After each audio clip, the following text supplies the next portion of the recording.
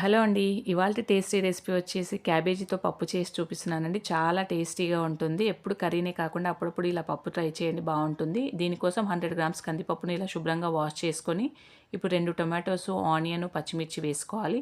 అలాగే 200 గ్రాముల వరకు క్యాబేజీ సన్నగా తరుక్కుంది సాల్ట్ వాటర్‌లో వాష్ చేసుకొని వేసుకోండి.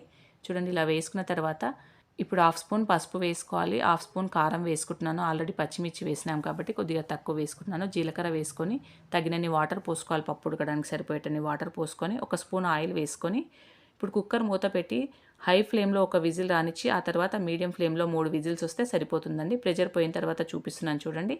ఇదిగో ఇప్పుడు రుచికి సరిపడా ఉప్పు వేసుకొని పప్పు గుత్తితో మెదుపుకోవాలండి పప్పుని. ఎక్కువ మెత్తగా మెదుపుకోవద్దండి. అక్కడక్కడ క్యాబేజీ ముక్కలు, టొమాటో ముక్కలు తగులుతుంటే చాలా టేస్టీగా ఉంటుంది. అందుకని మరీ మెత్తగా మెదుపుకోకండి. ఇలా పైపైనే మెదుపుకోండి. చాలా టేస్టీగా ఉంటుందండి క్యాబేజీ పప్పు. ఒకసారి ట్రై చేసి చూడండి. చపాతీ, రైస్ దేంట్లోకైనా బావుంటుంది. ఇప్పుడు పోపు రెడీ చేసుకుందామండి. ఆయిల్ వేడైన తర్వాత పోపు దినుసులు వేసుకోవాలి. శనగపప్పు, మినపప్పు. నేనైతే పప్పులో ధనియాలు కూడా వేస్తానండి. నచ్చితే ఒకసారి ట్రై చేసి చూడండి. ఇవన్నీ వేగిన తర్వాత ఎండుమిర్చి, కచ్చా పచ్చగా దంచుకున్న వెల్లుల్లిపాయలు, కరివేపాకు వేసి కొద్దిగా ఇంగువ వేసుకోవాలి. అలాగే చిన్న నిమ్మకాయ సైజ్ అంత చింతపండు నుండి తీసిన రసం వేసుకోవాలి కొద్దిగా పులుపు కోసం.